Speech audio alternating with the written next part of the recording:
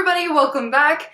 As you can hopefully tell, I hope, I did my makeup a tad differently today. Yeah. Today we are going to be discussing spooky-ish, not really, books that you should be reading during the month of October, since October contains Halloween, and Halloween is one of the best holidays in like the whole entire world. So I'm all spooked out. I got my very cheesy Halloween sweater, I got the black lipstick on, and I did my eyeliner very underneath my eyes, and I just did like black. Also, okay, so I tried to turn off the lights, but that was way too dark, so I lit this candle instead, but I don't even think you can see the candles. So basically, it's just like crappy lighting now. But anyway, like here's the candle. Look how spooky it is. If only the spooks were so real that you could see them in the light.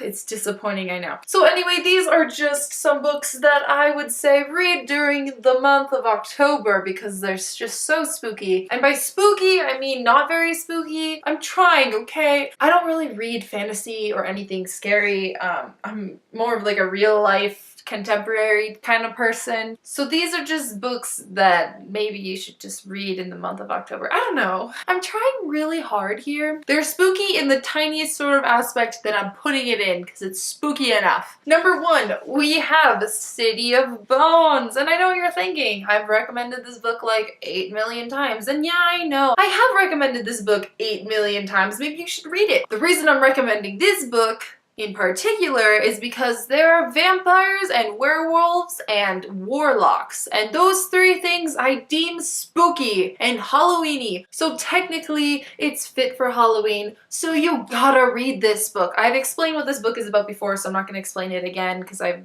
literally summarized it like a million times. Read it. Vampires and werewolves, guys. Come on! The next book you should read is Shatter Me by Tahereh Mafi, and the reason why this book has the spooky element is because it is about this girl who nobody can touch her, and if anyone does touch her, they die. And so I believe death does have something to do with Halloween, at least a little bit. So there's your spooky factor right there. This girl named Juliet's been locked in this asylum sort of place for a long time, and eventually she is going to get out. And she has that power where she can kill people, but she doesn't like it. She doesn't want to use it. Spooky. This next one is kind of a stretch, but that is The Darkest Minds by Alexandra Bracken, and you're like, okay, this has nothing spooky. One, people do die, so there's your spooky, and two, kids with superpowers, and kids dress as superheroes for Halloween. So this is literally the worst connection ever, but they dress as superheroes for Halloween, so there you go. Superheroes right there. There's your connection. About kids with superpowers, and they have different superpowers, and they can kill if they have the certain power,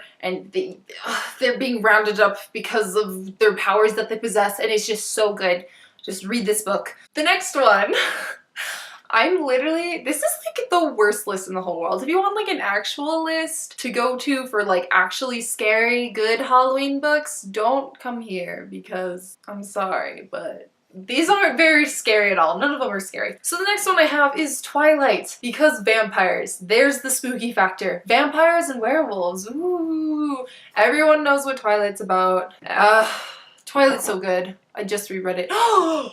I just realized I just reread Twilight. Okay, in my August wrap-up, add Twilight, because I reread Twilight in a day and I forgot about it. I did read it. Anyway, Twilight for October. Next one I have is Miss Peregrine's Home for Peculiar Children by Ransom Riggs, and this is the only one that I actually would deem kind of spooky because it has children with weird powers that are spooky powers, and they can do these things, and they're just weird in general. It's like a creepy sort of, and like the pictures in the book actually like kind of creep me out, especially since I figure out these are real pictures. Like they're slightly edited, but they're real. So that kind of freaked me out. And lastly, we have old reliable Harry Potter by J.K. Rowling, because wizards, and there are werewolves, there are no vampires, there are ghosts, there are pumpkins probably at some point in the whole entire thing, and they like candy. So Harry Potter. Once again, everyone knows what Harry Potter is about.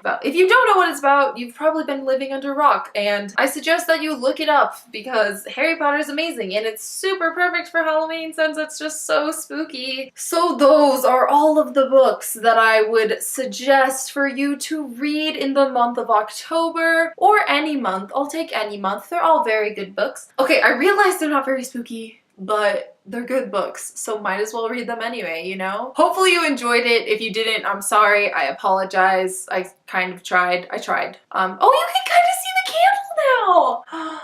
Good job. There you go. It's flickering spookily. Spookily a word? I don't know. Spookily, spookily, spookily. Now it doesn't sound like a word. Thank you so much for watching. If you like to give it a thumbs up, comment, subscribe, do what you want, and I will see you next time with another video. Bye!